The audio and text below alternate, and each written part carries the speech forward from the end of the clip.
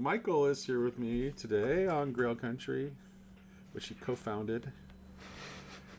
And we are going to continue our conversation about Owen Barfield's Romanticism Comes of Age. We kind of started non-sequentially because there was a particular essay that Michael wanted to start with, but we kind of gone back now to the beginning, and we're going to talk about the essay that's entitled East and West. And Michael was the one who wanted to talk about this book, so I'm going to go ahead and open it up to you, Michael, to start us off with like what were your initial impressions? Like, what did you think was like your most important takeaway from this? Like, maybe like, well, actually, let me phrase the question in this way. I mean, we've both read quite a lot of Barfield. So is there like some aspect of what Barfield is trying to get at that you saw in a different way, or that you understood more deeply after reading this essay? Or did it just, or if not, I mean, the answer could be no, it just confirmed what I already kind of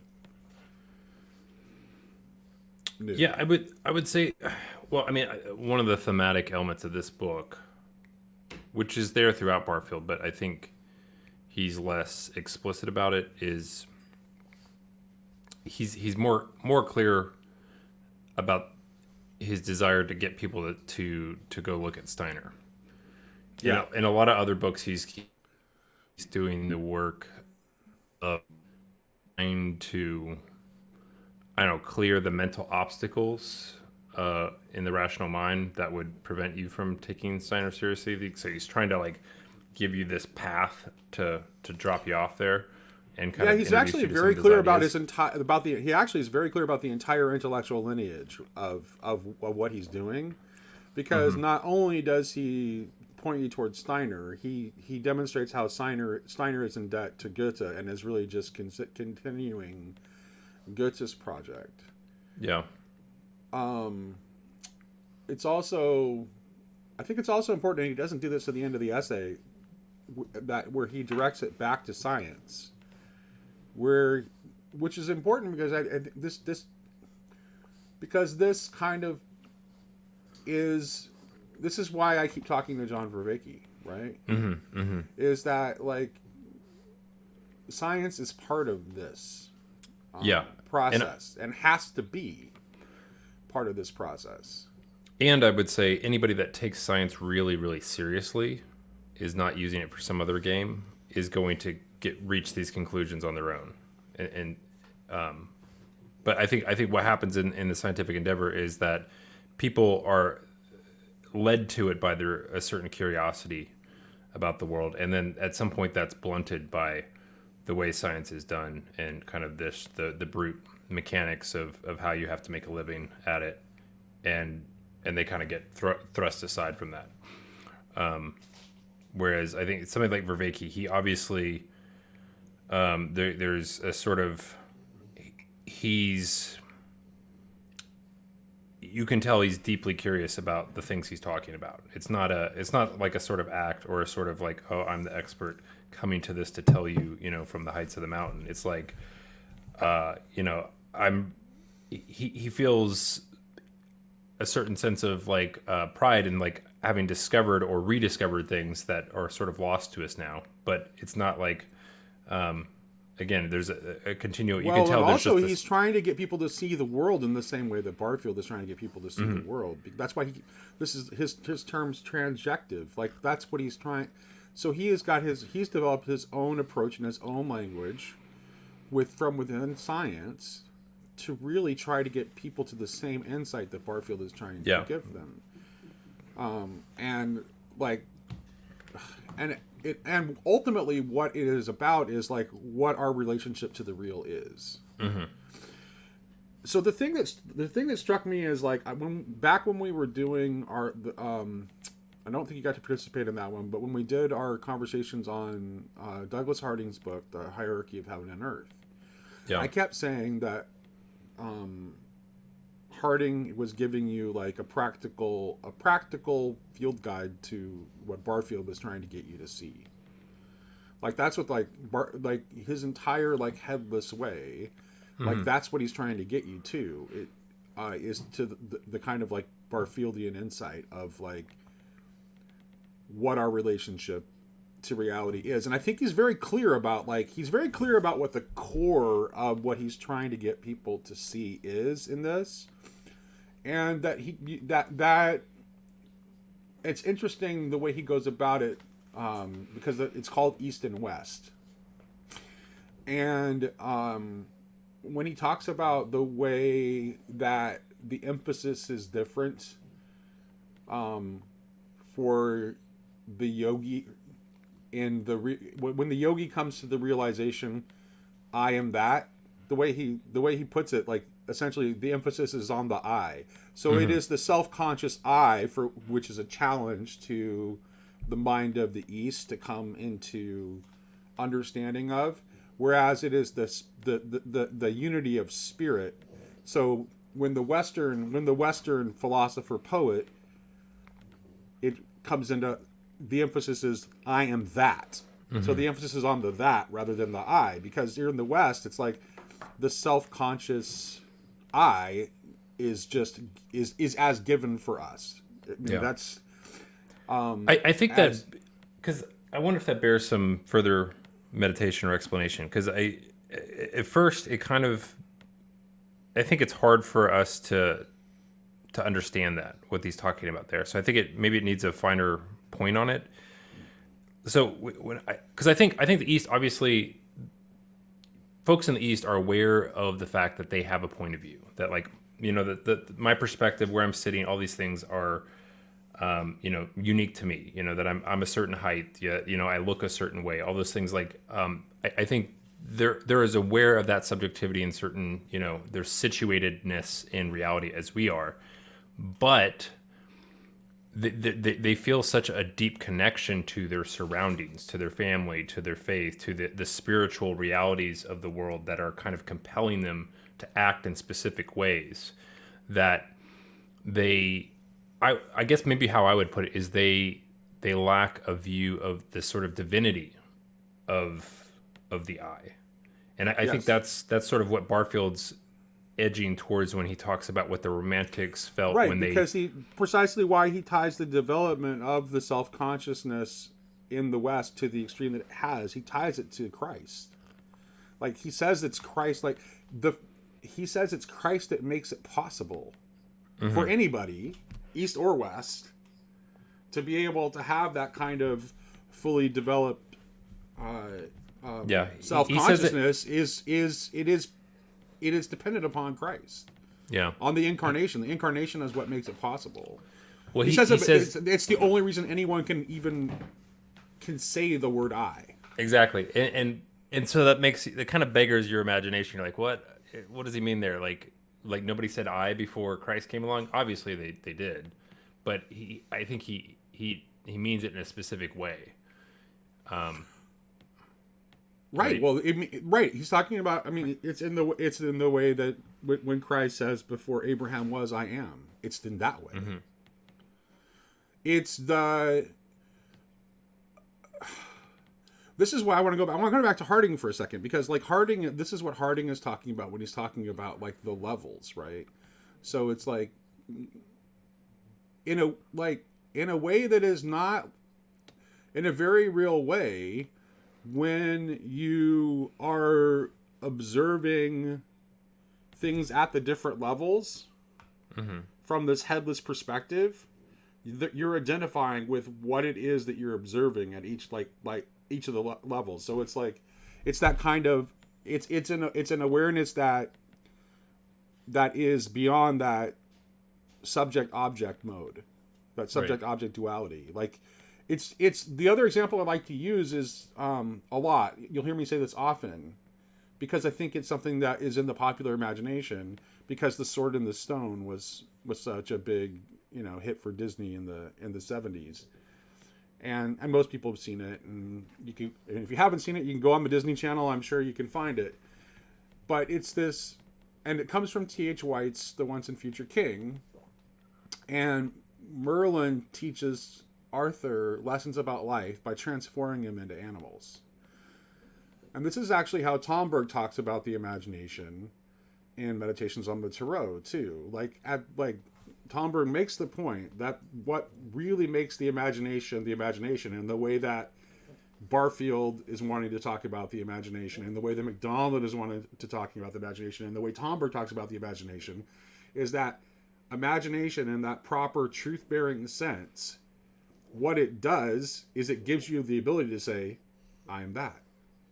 Like, that is what its function is. That's what it does.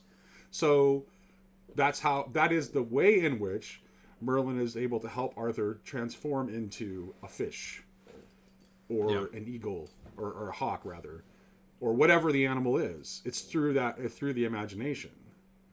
Right. And I think nowadays we don't have, like, I would say that maybe our most frequent experience of this reality is when we encounter, I think it's true, but especially stories dominate the landscape today. When we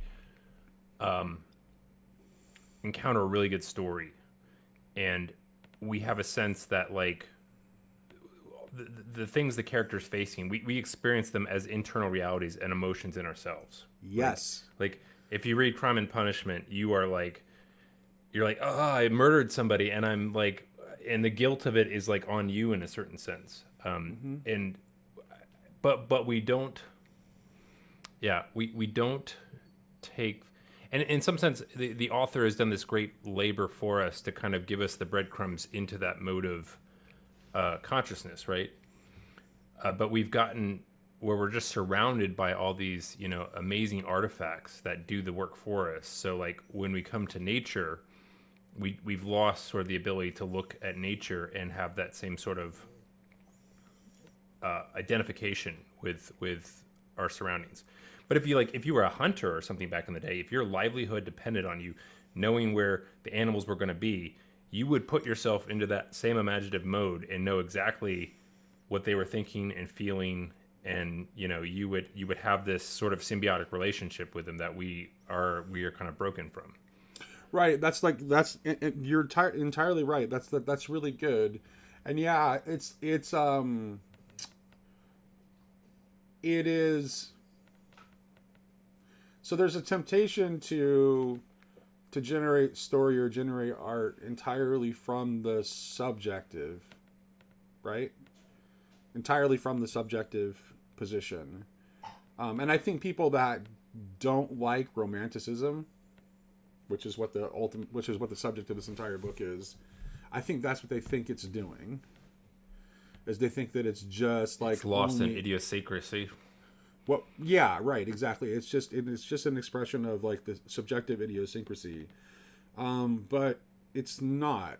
It's more than that. And I think, although I think Barfield is right to say that it didn't, because it never developed a proper like explanation of exactly how the imagination is a truth-bearing faculty. It didn't. It never did. It never crossed over into epistemology. Right. And how do I want to say this? So, I think the way Martin Shaw talks about myth is a way of approaching this, because Martin Shaw talks about myth as stories that we overhear from the land, right? So So myth is not something that is really invented by anyone. Mm-hmm. The stories are gathered. The stories are gathered by listening. They're gathered by listening to the particularities of place. And so I think that's one of the reasons like we kind of like we struggle with myth making in the modern period, is because we think that we can just generate them for ourselves if we try hard enough. Oh yeah. And we think that we're inventors of the rules underpinning them that make them work, and that we can kind of just tweak them around, and which completely completely ruins the thing. I was listening to Sherry. Which is a failure. Which is, by the way, though, Michael, it's a failure of imagination because it's a failure to actually. It's keeping the eye. The real problem with what we refer to as egoism is not that the eye is too big; it's that the eye is too small. Mm-hmm. Right? I mean, it's just like because you keep the eye the eye remains identified only with the confines of like this whatever this is, and that's it. What? Not even that. Like I think in our minds, like right now, we further. It's like this further withdrawing into this like inner recesses of thought, and just this sort of. I don't know, especially this sort of modern anxious personality of not being certain of what to trust and like what is real, and that kind of anxiety and confusion that's produced by that is kind of, I think, to some extent what we identify ourselves with most of all. This sort of fear of being misled and we, in a certain sense, our institutions and our mode of scientific inquiry, like, is kind of forces us to put some sort of like high pedigree on that sort of type of thinking, which it's, and like people are surprised that it leads to all this sort of what would you call it, like the what we're in now, where it's just like there's sort of this continual confabulation of like stories around like trying to explain what's going on, like, you know, Right, that are like almost like ridiculous in a certain respect, but it's like, and people in, you know, quote of the elites of society are like, oh, these stupid rubes, but they don't understand that the culture is training people to think in these ways, this sort of general mistrust of even our own senses and what's going on, that we are, I mean, we're always saying, like, you know, like, it's like, you know, sure, it seems this way, but I'm an expert and let me tell you how it really is kind of like how a lot of our stories is kind of like the point of a lot of our stories, you know. Well, you're right, and unfortunately, artificial intelligence is only going to accelerate the degree to which we're going to be forced into a state of complete dependence on authority to tell us what's real and what's not real. Yeah, but in some sense it might. Well, it could do. I could see that, but I could also see it maybe being a kind of sort of discovery point where we realize how thin and hollow the sort of propositional world is, and we suddenly, you know, start to place more of our sense of what is true in you know, these kind of conversations that we're having. Like, sort of, I think that's already happening right now, right? Because, in these sort of, I think in this next election cycle we might see a transition where there's a certain critical mass of folks that are engaged in these sort of, you know, long form conversations, and that type of media will have more of an impact on the election this time than the sort of soundbite. I think like the old media world has already died in a certain sense. I don't think even people watch. I don't think people sit on a TV and ever tune into a broadcast ever. Like, if they even see that old world media, they see it on a social media platform, cut up, you know, or something like that, or being responded to by, you know, someone in a, you know, from a podcast or something like that. So, like, I think that world's already been subsumed. I was thinking more about the harrowing possibility of like of deep fakes where like you can literally no longer trust what you see and what you hear. Mm-hmm. That you can really make anyone say anything you can make anyone appear to say anything, and there'll have to be some sort of system of authentication, or we'll be thrown into total chaos. And it seems like I'm less worried about that, honestly. done. Okay.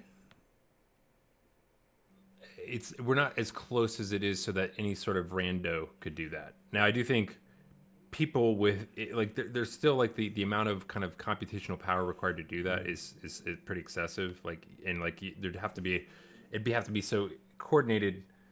I don't know. Like I'm not worried about that.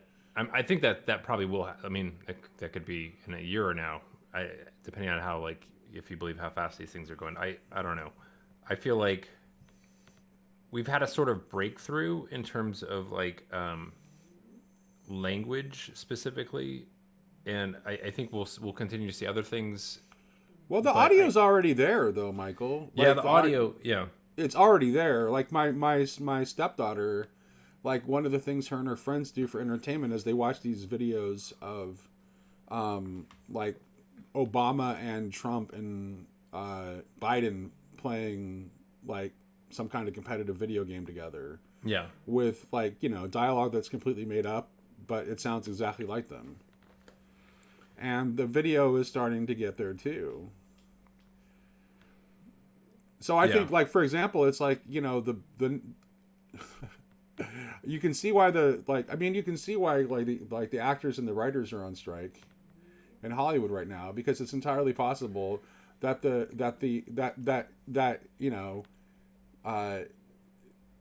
Long Dead John Wayne could be the biggest box office draw of, 2027. That would be, I mean, I like that. That's certainly a possibility. I think we have a ways to go before, like, the sort of, because it is a lot of noise that's being, right? But I do think that it's a sort of online space, certain online spaces that, where people thought like, oh, I can go research the facts myself. I think they're going to realize I can't. A. B, I can't like trust this dead media that is just like owned, by commercial interest, like to the core now. That will be obvious. So I do think it's going to be, I mean, a continual expansion of these sort of other decentralized avenues. And so let's say, like, tomorrow or like within the next few months or even next year, right before the election, there's some sort of audio or video that appears that presidential candidate X said or did something. I don't think I think it'll be fairly easy to get to some sort of consensus around, oh, that wasn't real. That was. Now, I don't know how long. In a certain sense, we need these sort of alternative networks of information transfer to continue building out and be sustained for that counterweight to hold. But I think I think even little channels like yours and like other, like that's continuing to multiply, and it is this sort of desire for something more real and tangible as a richer source of information. Because that's one of the things about this that I think that even people that can't articulate this know. These other forms of communication, they're just like even what these LLMs produce, it's just very thin and hollow. It's just you can't really, there's not a lot of there. Whereas again, when you have listened to a certain podcast for years and this person inside and out, you might not agree with everything they say, but when they give you a take on something, where they're coming from, their prejudices, biases, etc. Where like they can be somewhat reliable and not in a different way than these sort of online, media personalities that are much more crafted and doctored, and we used to see that as a sort of feature of them, that like this was like what it meant to be like the cream of the crop, is to have all this sort of care and attention brought to bear on all this detail of the superficiality of look and appearance, and very tight. And I think we've just the sort of, we also see that whole process can be co-opted now in a way that is. Well, I would say let's try to bring this back to Barfield for a second and see if Barfield can help us. I want to try to I was just in a mode where I would just listen to I had just listened to a video where John Vervaeke was talking about like his own like fears around the technology and and of course actually it was not that long. It's funny the cycles in our culture are so fast now because it's like it's all anyone was talking about like a month ago. Yeah. And now, like, people have moved on. I mean, I'm sure something will happen and it'll come back around. But it's like there's no patience for any kind of sustained dialogue about anything, no matter how important it is. I know, right? It's just like, oh no, we're on to the Well, next thing now. and I do think it's also because the amount of real substantive talk about it is fairly low, right? I mean, there is if you know where to go, you can find real substantive talk about people that actually know what they're talking about with these large language models, what they're capable, what they're doing, but that there's also people that just know that this is sort of a viral topic, and they put their finger in the air and they go, how can I latch onto this and get likes and subscribes, Right. So it's and people get tired of that pretty quick. So let's see if we can tie this together with what I think we're on the outskirts of we're on the edges of a potential insight here, I think. And even though it seems like a sidetrack. Yeah. Because let's see how Barfield can help us here. He says that the keywords in understanding the interplay of this East and West are Maya, ideology, nirvana, and resurrection. Mm-hmm. So we can clearly see how what we're talking about with AI is connected to Maya, right? Mm-hmm. So all of a sudden, that which the Western mind has found most persuaded, that which is sensible for it, now all of a sudden we're coming into contact with that being suddenly thrown into doubt, right? Whereas the East has always had this sense of suspicion of that, Yeah. of Maya. So now, as this technology moves onto the stage, we are going to be confronted with having to deal with that. So the question I ask is that then ultimately for the best? Will something good come out of it? Because it will force us into that realization? And how does this, and then I want to see if we can bring in, like, how does this lead us into from that Maya ideology distinction, how does that lead us into nirvana and resurrection? Mm-hmm.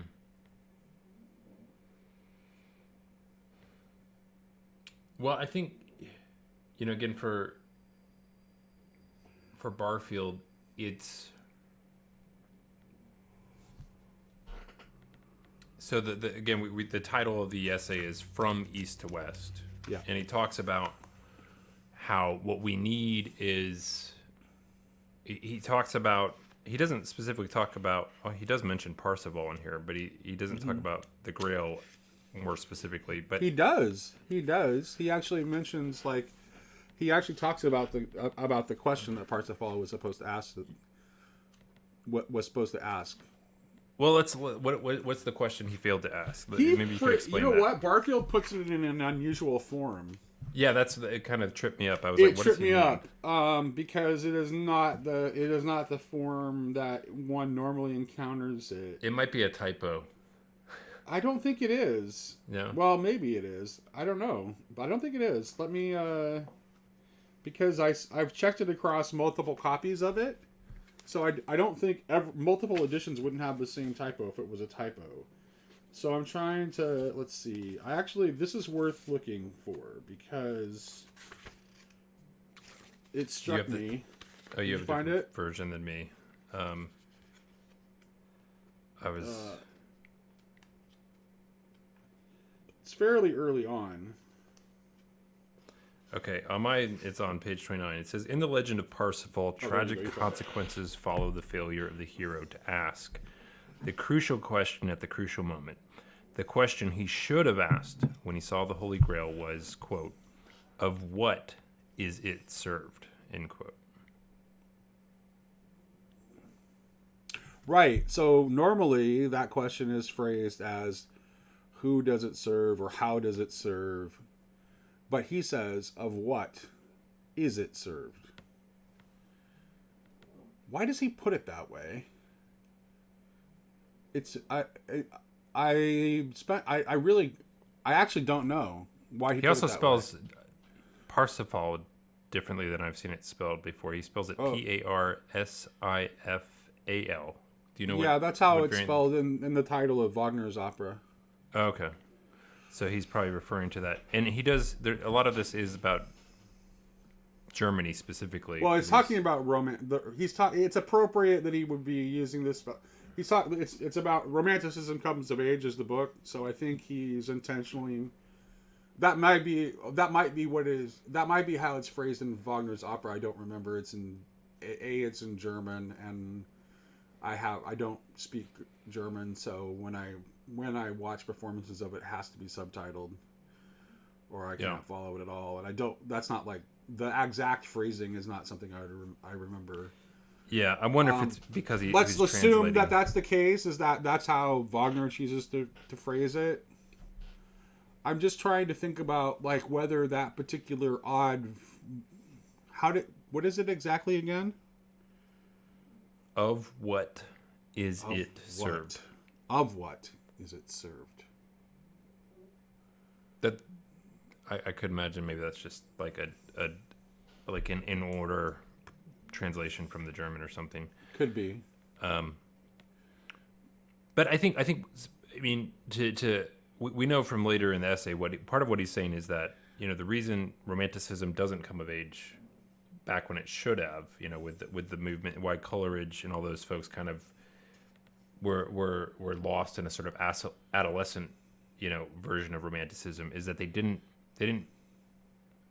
got to beauty, and they got to, what was the three pillars? There was beauty, and anyway, but they missed truth, is what he said. Like, so they missed like answering the question of in what way is the imagination true? They Right.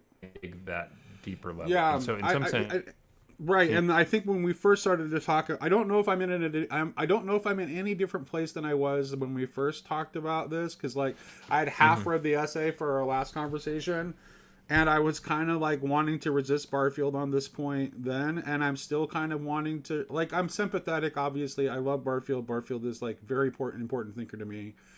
yeah. And like really, like literally reading Barfield changed my life. So this is not a critique of Barfield at all. But I don't know that he's not hung up on something there that doesn't matter.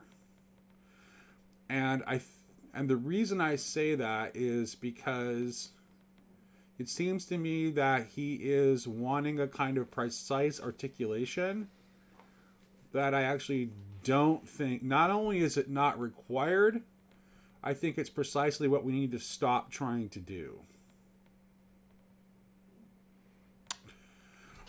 But Yeah. we do need to recover.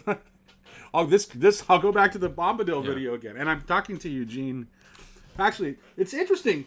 He published it under Eugene, but the email I got from him says Evgeny. Yeah. And then So I think Evgeny is actually his name, but he just publishes under Eugene. For obvious it made him reasons. hard to find. And also there's two different spellings of his last name as well. Right. Well, yeah, because it's a Russian name, so that's kind of like it's just a transliteration, so you can have different spellings. So yeah, right, exactly. Yes, it did make him hard to find. I did find him though, and we're talking on Saturday. But this is like naming is not. So naming is somehow to me. It's different than this precise articulation mode, which is what maybe. So maybe I'm missing something here, because I know Barfield enough to know that Barfield can't mean. There's no way that's what he can mean, because What like say more specifically what you think he means, that where you Well, I disagree? don't think he's calling for it, because he's saying that, like, that they need to say exactly how the imagination is a truth Right. bearing Well, property. I think what he means I to don't say. think he's call. I don't think I don't. I from. I mean, I feel like I'm familiar enough with Barfield to know that I don't think there's any way what he means is that there needs to be a precise articulation in a kind of like very typically like modernist rationalist kind of way, where we need Right. to just to define the thing exactly and fix it. Like, I think Barfield has enough sense of how that's a that's a fool's errand Yeah. ultimately. Well, I think what he's trying to say is that, so in the so when we talk about, like, right, he opens up the chapter with this thing he calls victorious analysis, which I guess is attributed to somebody named Carlyle. Yeah. But he says this sort of victorious analysis is this sort of analytic mode of reasoning. The And triumph of rationalism. Yeah. yeah, and if you, I think a better, a more, if you read the beginning of D.C. Schindler's book Love and the Postmodern Predicament, he calls it a bourgeois metaphysic, which is specifically a metaphysics that denies metaphysics, is Yeah. what we are in now. And I think what Barfield's trying to say is that we do have to get back to some articulation of the metaphysic, because what we're doing now is a sort of hand wavy thing where we say metaphysics doesn't matter, or there's no there, or there's no really approach or talk about those things. And when he says we have to say how the imagination is true, we have to give some account of how it's in contact with reality, or the modern man can't really. Or they'll He just can have dismiss it, a right. great experience, watching a movie, but he can't take the insights from that and say that there's anything true there that needs to challenge his basic. And he does assumptions answer about the his how. life. Yeah. He does answer the how. Like, in a very condensed way, because he makes it very clear that essentially that imagination is where what Vervicki calls the transjective. Like, that's where it happens. Yeah. And that means, because and that is where you are actually in contact with reality. Right. Because yeah, and again, it's this sort of idea of the microcosm and macrocosm. It is where you feel most keenly the fact that, like, the world out there is in some way matched to your insides. That there isn't, like, which is the exact opposite of the modern conception of what's going on Right. here. Again, it's so idiosyncratic. It's sort of random. It's messy. It can't be trusted. The only way it has any bearing to reality is through this sort of hammer of reason that bangs it into some sort of logical shape. So I have something I want to say on that score that I've been thinking about lately, and it has to do with with the macrocosm and microcosm relationship, and with the way to understand, like, Christ and the gods. And there's a way in which I think there is both a microcosmic and a macrocosmic understanding of what those things are. And also, this relates to Barfield's overarching theme of idolatry and saving the appearances. Because what happens in a fragmented personality is essentially you have all the gods that are warring within you. Right? All the gods are in you. Like, all of the gods are microcosmically in you, as well as projected out into the cosmos, because microcosm, macrocosm is simply how reality is, I would say. And I think that the more you come into this sort of, like, way of viewing reality that is beyond the subject object mode, the more that kind of becomes evident. And like, but when you are in Christ, when Christ is the ordering principle of your personality, then you become you become the kind of I that Barfield is talking about in this chapter, right? That the kind of I that is a Christ-like I. Then all of a sudden all those things are ordered and harmonious, as long as, like, only for the moment that you're in Christ, though. But because we are fallen creatures, we can never stay in that state long, and the gods will go back to warring again. Right. But ultimately, hopefully, our consciousness is evolving to the place where that becomes something that can be sustained. And this is why I think it's important for us to understand that we have to have some sense of that the gods are real, because they're at war within us, and Christ is the principle that orders the gods.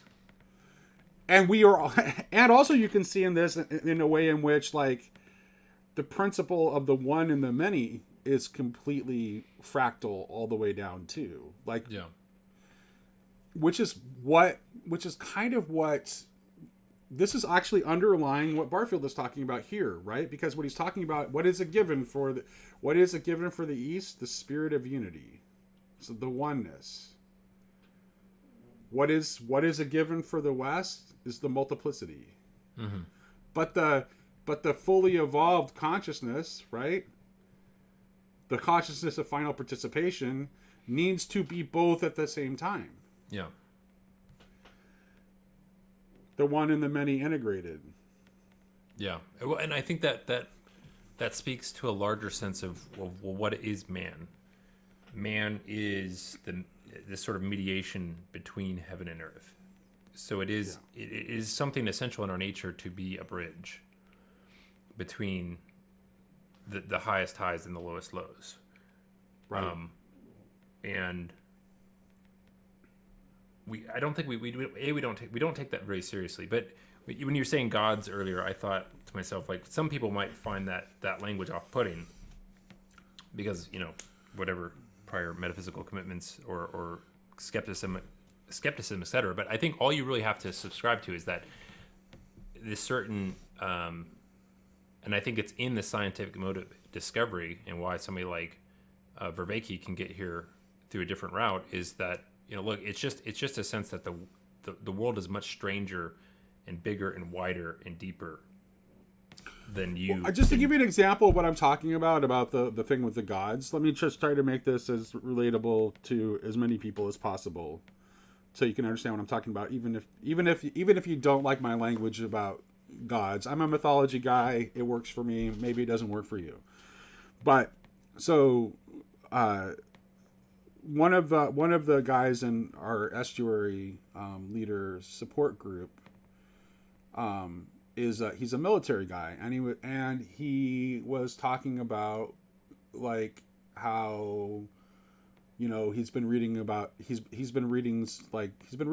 The Ethics of Beauty and another book about, like, how like the Iliad may have been used as a way to treat trauma for people who were coming back from war. And he was talking about... I ran across that same thing at some point. Where did that come from? Was that like a... I don't remember the name of the book, there actually, I think there's some discussion of that in Ethics of Beauty too, but there's another book that is specifically, and I don't remember the title. Okay. But in any case, the main point I'm trying to get here too is he was talking about, like, the phenomenon of the berserker state, which is a thing that happens to soldiers in combat. And I think it's not just something that happens to soldiers in combat. I think it's, like, because it's something that, frankly, that I've experienced as, like, as a man that is,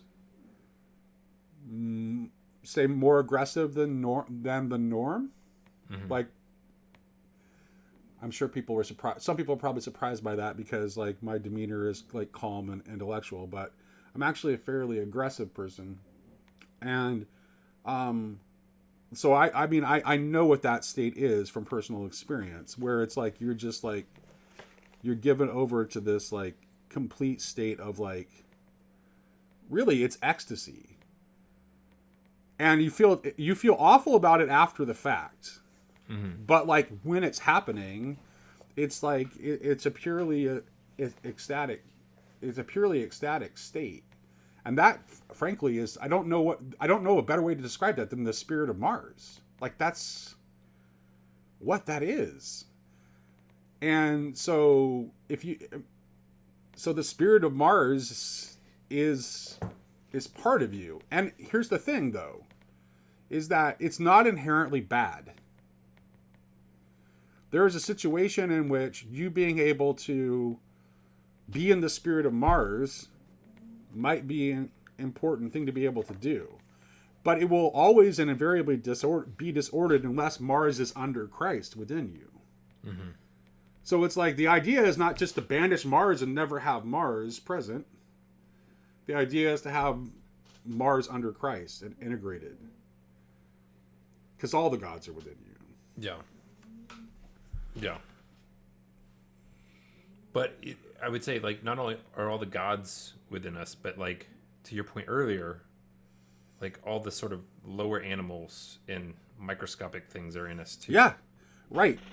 Precisely. And that's what allows us to have this sort of bridge between which is what this is exactly, which is precisely, and this is exactly what Douglas Harding is talking about when he's talking about, like, going through the levels. Like, when I am looking out at this level, that's actually where I am, right? So when the scientist is looking for Harding, when the scientist is looking through the microscope, the scientist is there at the microscopic level when he's looking through the microscope. When I look out my window and I'm looking at the moon, I'm there. That's what so his entire mystic exercise with the headless way is trying to give people a practical, like, instead of, like, so Barfield is trying to get people there through a philosophical path, and Harding is trying to do the same thing through, like, okay, I'm going to give you this, like, practical mystical exercise in order to see if I can get you to see this. Yeah. To notice that this is what your experience actually is. So. Yeah. I don't know. I have no idea, like, how does any of this help us with AI, though? I still actually think that's a question worth. How do we make this? Well, what do you think? What do you think Barfield would say? I mean, it's hard to believe he only passed away in 1997. But right. If he'd miraculously lived to now, like, what would his thoughts on this be? Because, I mean, I don't think it's, it's interesting that language is the source, or language seems to be where we've had this breakthrough, where we see, and in a certain sense, what we found using language. Well, I guess like these models are doing taking the same approaches to, like, audio and video and etc. and just images generally, but it's a sort of structure underpinning everything, right? It's which, again, I think Barfield would always talk about, trying to talk about the origin of language is trying to talk about the origin of origin. Like, there's something about language that is, it is this deep representation of everything. That it's not sort of. We tend to see it as this just sort of, like, evolves, like, our modern conception is, like, just evolved system of grunts that got finer and, more elaborate, and now it's, So now that we're talking about language, and we're talking about how Barfield might have viewed this problem, let me see if this helps at all. This is actually from Eugene's book, or Evgeny. And it's just, I'm just going to read this. It's like a page and another little jot. And it's reasonably large font, so won't take that long. So I think it's worth reading the whole thing. The title on this section is "Language is a Portal into Being." The Inklings believe that when words are spoken or write, they invoke the invisible reality from behind the veil of the world. They affect what they name. For them, words are not primarily communication tools. They are not the things we use to convey a message, strictly speaking. The message doesn't come through words. Rather, the words are the incarnation of the message, provided they are spirit-breathed. Modern writers tend to think of language as a communication tool. Their only purpose is to use words to get the message across, so the choice of words becomes message-driven. You search for words just to get the reader to move on from one word to the next one horizontally, to bring them to the message as quickly as possible. Peter Kreeft, a philosophy professor at Boston College, pointed out that in modern writing, words have lost their vertical static quality. Each word comes more from the preceding word than from the silence. It moves on to the next word in front of it rather than to the silence. Have you ever heard words that make you hold your breath for a moment or two? If you have, you know why the writings of J.R.R. Tolkien, C.S. Lewis, Owen Barfield, and other Inklings are so peculiar. They use words vertically, not to speed the reader on, but to allure them to the silence around the words. As Treebeard said, "Don't be hasty, Master Meriadoc." So, I don't know about you, but the first thing I thought of, is particularly in that Kreeft quote, about and this idea of like about using words only horizontally and only thinking about what word seems to come next in sequence. Well, that's precisely how the language models work. Yeah. That's all that they're modeling. It's all they can model. And I think that that's because, and it has to do again with this, it has to do with what Barfield's overarching theme here is imagination. And I think that ultimately where this is leading us is to the atrophying of our imaginative faculty. Because there's no more, it makes it even harder for us to observe something in a proper mode, where we allow it to present the truth of itself to us, where we can listen to it tell us its name and name it properly. Like it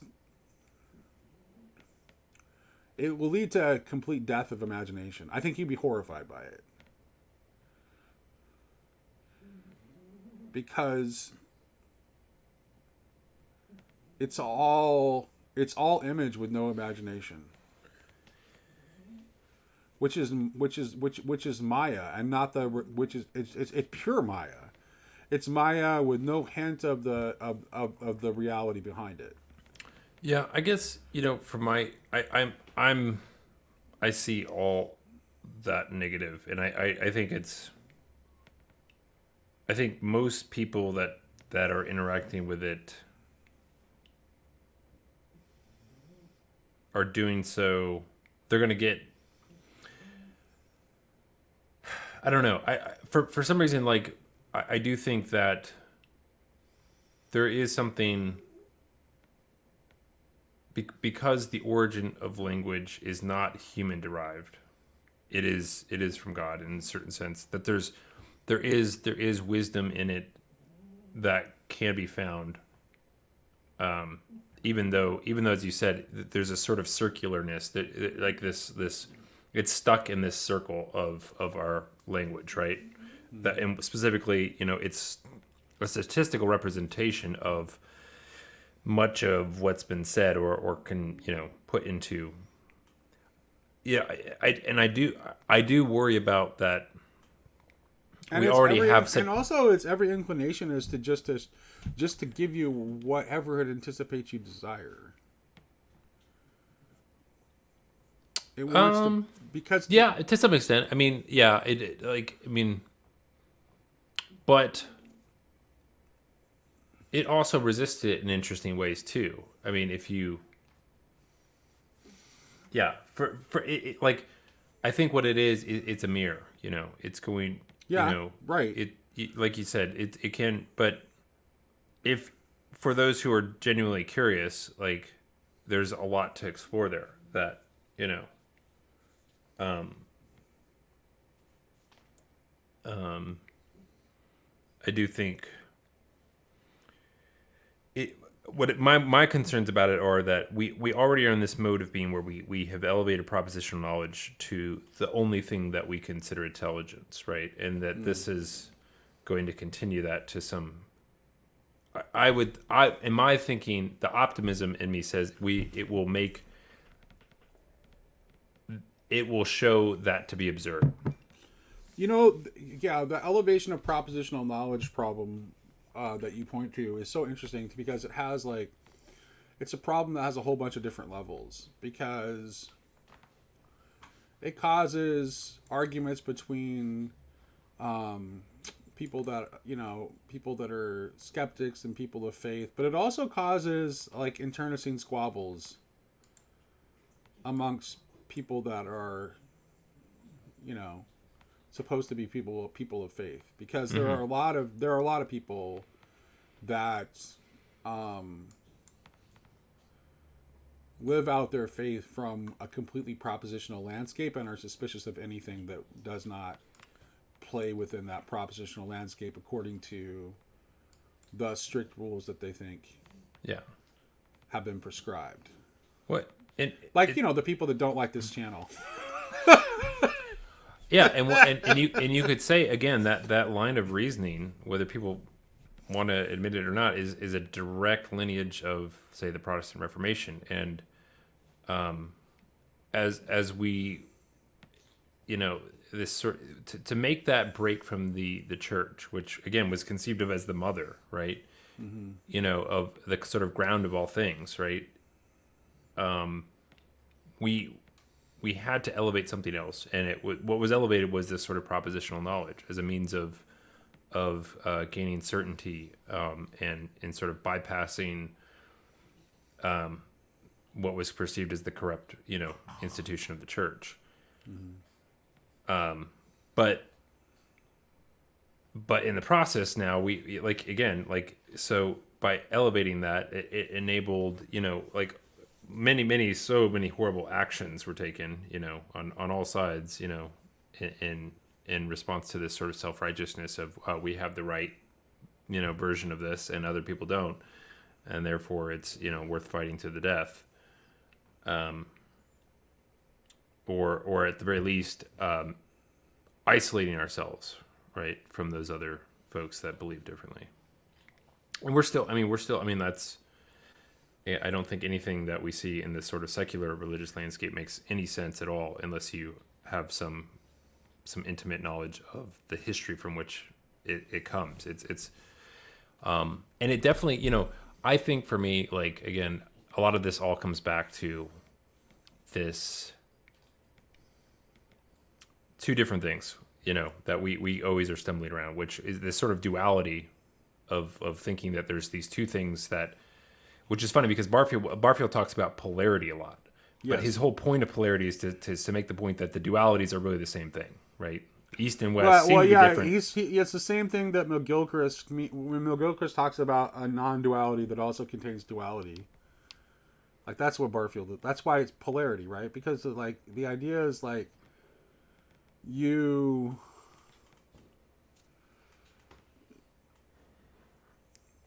you see through the polarity, I would say.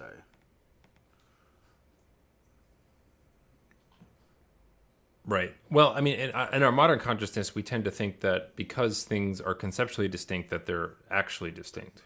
And that's sort of the thing that Barfield's always saying. Just because you can use this word to kind of isolate this thing, to think about it, and kind of have a finer grained resolution of it, it only exists in complete dependence on its other pole, right? Okay, so now we've justified the entire conversation that we've had about artificial intelligence and the virtual and the real, because this is a question I keep asking, and actually I think it's something I said to Paul Kingsnorth, not on camera but off camera, I can in an email to Paul Kingsnorth because Paul is his primary mode of thinking is like the machine.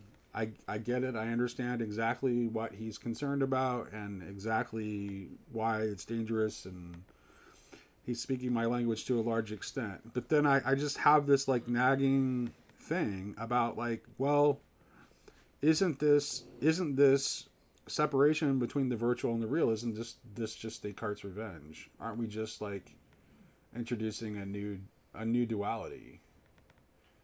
And and yeah, I mean, so what do you have any thoughts about that at all? Yeah, I think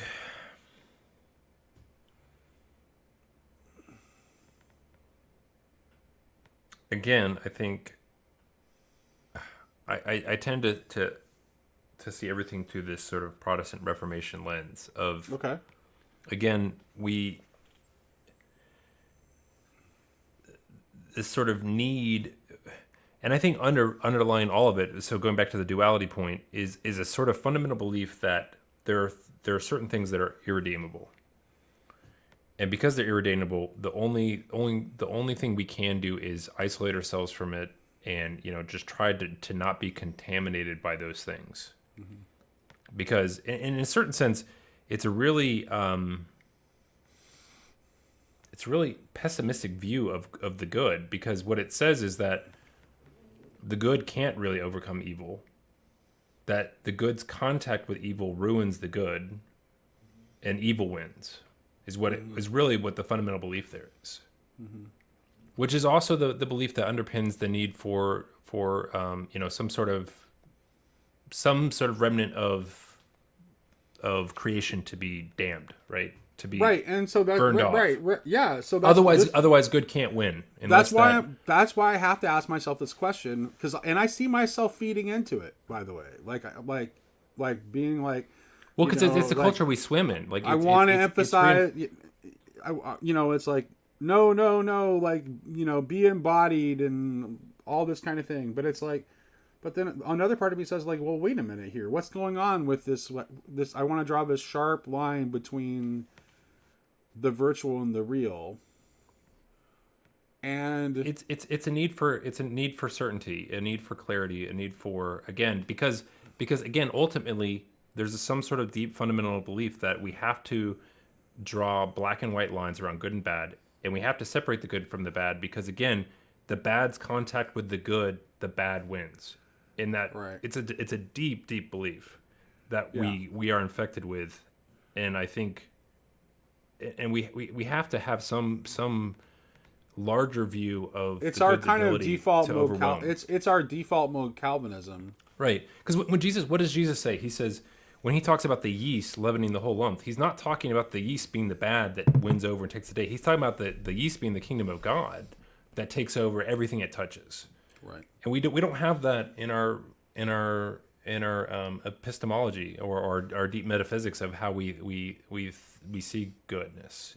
It's this sort of weird sense of what purity and holiness are, that is that requires a distance from quote unquote reality, whatever that is, but it's whatever the thing is that we think is contaminated, which we're always kind of. And so the mechanics of our politics right now, because again, Does that mentality make it become like kind of a self-fulfilling prophecy though? So like maybe I'm going to bring this back to the imagination. Like maybe that's the way we redeem this move toward virtuality and artificial intelligence and all of this is by not to see it as not to see it either as the ultimate good or as an absolute evil that must be stopped. Yeah, absolutely. And that if we go to either of those extremes, we won't be able to come into healthy relationship with it. Yeah, absolutely. And I think right, go ahead. because we won't be able to do we won't be able to play that mediator role. We won't Right. be able um, to actually steward you know society through this. I mean, there's going to be dramatic changes in the next 10 years, like whether you like it or not. Like Right. and so how we steward that is going to require contact with the extremes, and being able to talk to people that have completely different views on this. And right now you just see people, and he talks about this in this work, like there's this tendency to want to hop from the east to the west, and he says no, we need a sober passing through. We need Right, to mediate right. between those two, and put them in contact with each other and hold them together, and not a sort of either or. And that is really hard. I mean, it's hard for me. Like Which is to hold together the one and the many mm-hmm. in a polarity. And to realize that you can't ultimately separate them,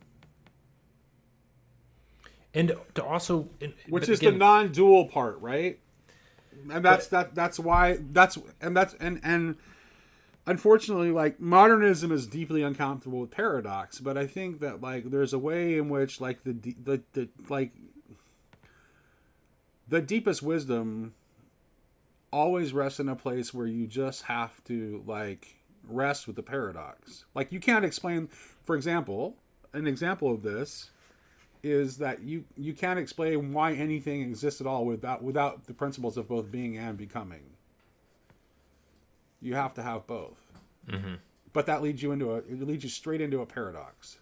Yeah, which shouldn't be that troubling if you actually, if you trust that good overcomes. Like like it's a fundamental mistrust in the power of the good, that we have to come up with some sort of certainty around, like how good wins the day, and like it has to make sense in our sort of narrative of the whole. And like who would want to be a part of a story that any small one like little small individual mind could just kind of figure it out. Well, and also in a failure of imagination, in order to not, where your ability to where you can't reach the place where you can say I am that, because you can't accept that, whatever that is, right? Yeah. So um so I'm going to talk about, like, okay, we're I got to wrap it up here soon.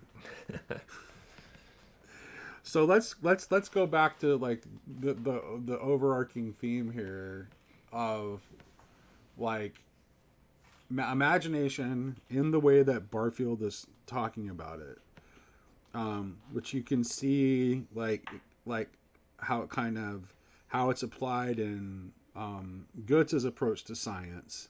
So how might this help us in our moment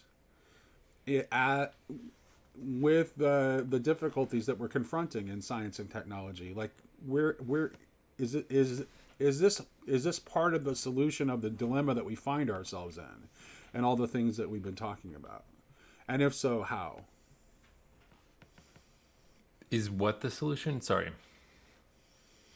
This integrating this Barfieldian, Coleridgean, McDonaldian sense of imagination into our approach to science. Yeah. Like, how would it help us?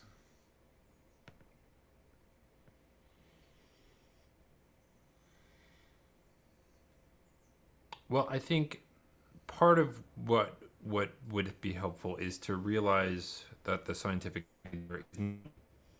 is not divorced from artistic, creative, and diverse. Like those, I mean, there's something.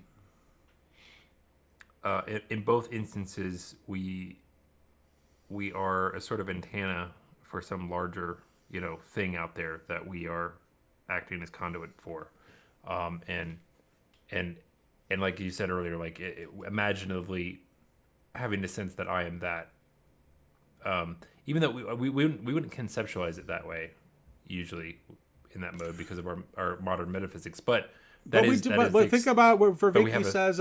Think about what Vervaeke talking about, like the situation with the Mars rovers, right? mm-hmm. Where the people who are controlling them like do that imaginative identification. So there's an example of like it actually being actively used in a scientific endeavor, Yeah. precisely this thing that we're talking about. So how could that help us do all of our sciences better?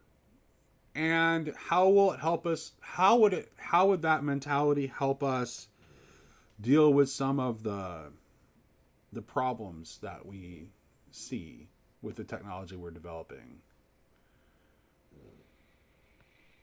It's a hard question I'm asking, and it's okay Yeah. if it's like you don't have an Well, answer for it.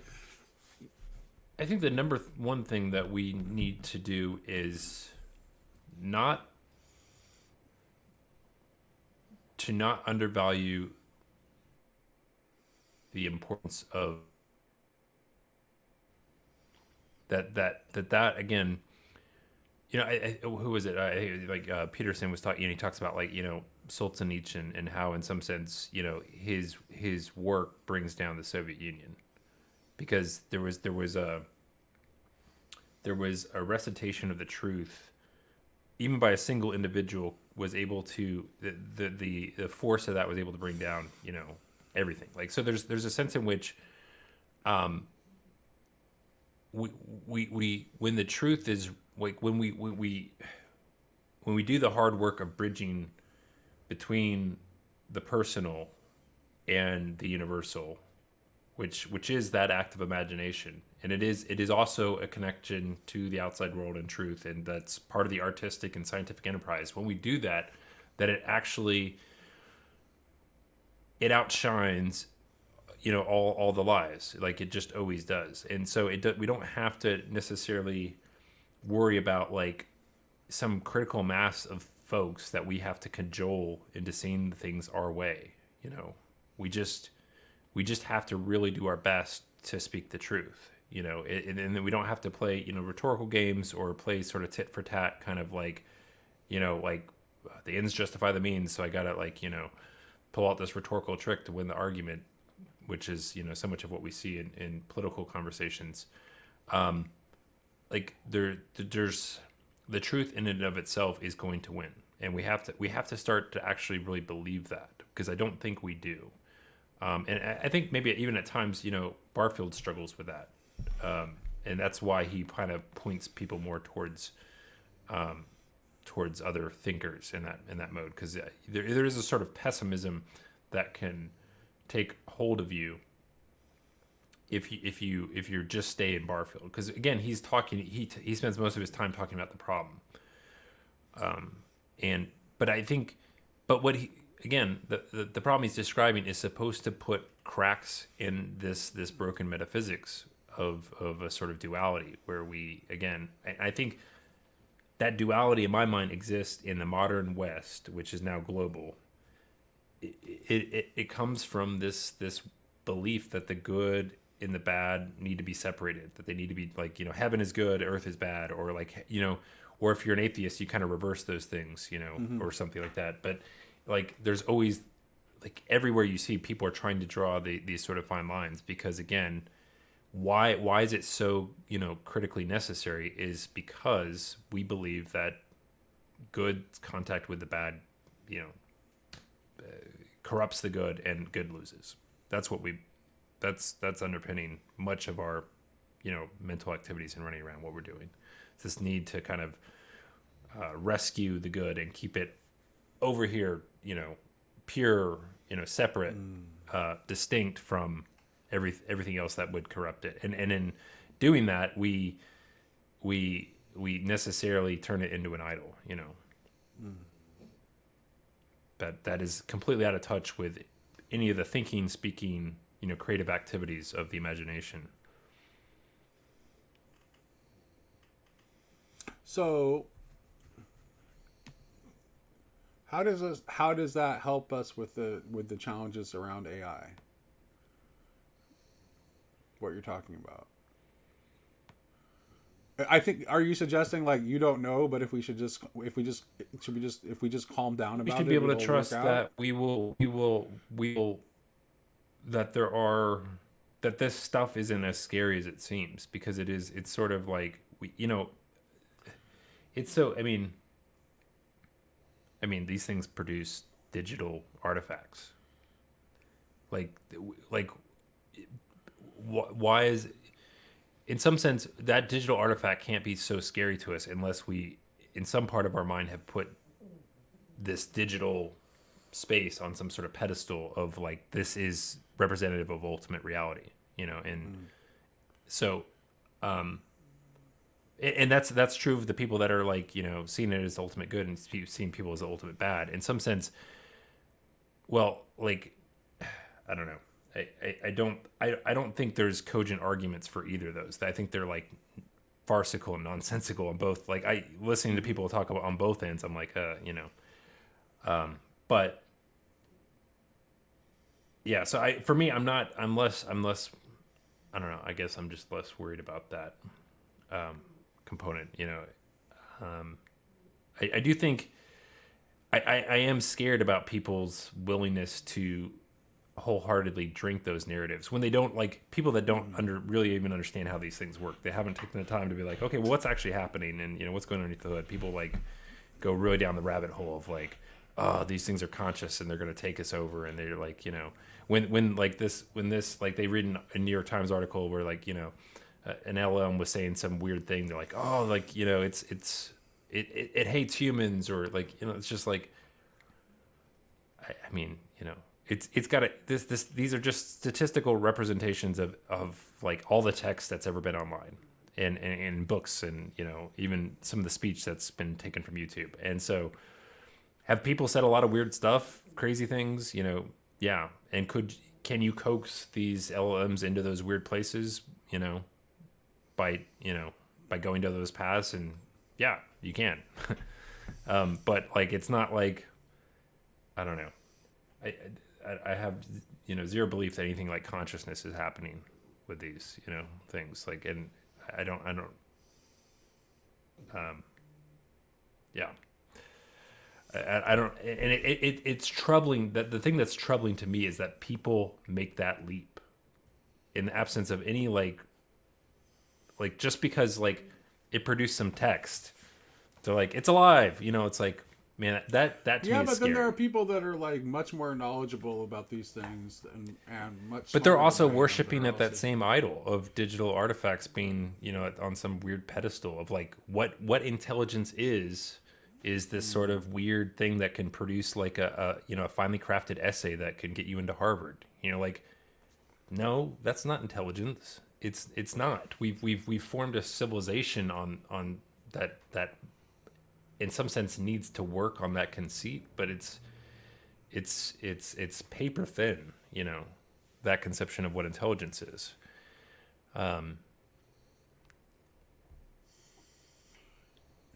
yeah. Well, now here's interest. It's interesting because like I'm almost willing to grant that as intelligence, but I don't think that intelligence is what's most. I don't think that intelligence is what. Okay, let me be very blunt about this. It is not intelligence that makes us created in the image of God. So, I would actually, I would say that the ability to create an artificial intelligence is, like, an artificial general intelligence might be possible, but it would never have a soul. I mean, because what? Yeah, what What makes about us in the consciousness? what makes us in the image of God, at least in the image that of God that is revealed in Jesus Christ, is the ability to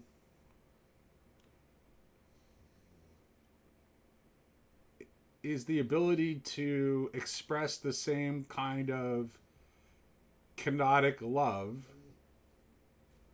that Christ shows for us. That is the image. That is where the image of God is. And it's that capability toward a love so deep that it's willing to give up everything. And yet paradoxically, in the act of giving up everything, or giving everything up, gains everything back again. Basically, what you're saying though is like, in a certain sense, I mean, this is an oversimplification, but like in some sense, this thing can never be alive unless it knows death. That's exactly what I'm saying. Yes. Yeah. Yeah, and you know, maybe we could produce things that have that kind of like, you know, I don't know, and it also needs to be well, willing that's to what I mean. That's that's one of the things that makes Blade Runner so powerful, right? Mm-hmm. Is that the replicants, you know, they have an expiration date, so they're faced with the same kind of mortality that we are, actually, and they have a lesser life cycle. That's one of the things that makes it so compelling. That's why it's beautiful. That's why people still watch it. But I don't know. I mean, I don't know. Yeah, I have more questions than answers after this conversation. I'll tell you that, which is probably a good thing. Yeah. You know, it means that we didn't stay in the shallows and challenged ourselves. So, but I have to go to work now. So I have to end this conversation. Thank you for joining me today, Michael. Yeah, it was awesome.